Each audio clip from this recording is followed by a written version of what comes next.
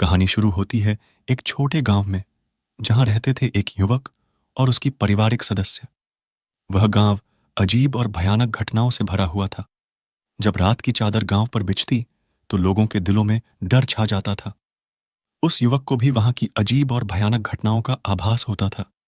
रात को जब सभी सो जाते, उसे भयानक स्वप्न आते थे।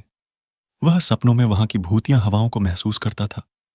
एक रोमांचक संघर्ष के बाद उसने अपने दोस्तों के साथ उस गांव के अंदर के रहस्य को हल करने का फैसला किया। वे रात के समय उस घातक स्थान की तलाश में निकल पड़े। धीरे धीरे जब वे आगे बढ़ते गए, उन्हें गांव की अनजानी और भयानक गतिविधियों का पता चलता गया। वे एक पुराने मंदिर के पास पहुंचे, जहां भूतों की भीड़ बसी थी। साथ ही वहां एक पुरानी किताब मिली, जिसमें उस गांव के रहस्यमय इतिहास का जिक्र था।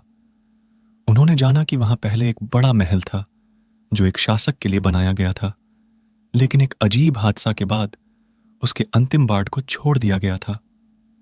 यह खोज सत्यापित करती है कि गांव में कुछ अजीब और भयानक घटनाएं हो रही हैं।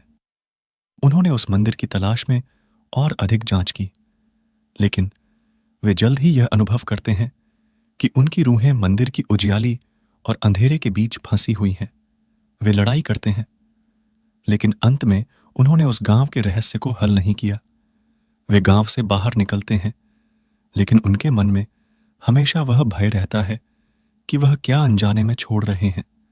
गांव की भूतियां हवाओं के आभास से उनका मन भरा रहता है। Winds and peculiar happenings never really leaves them.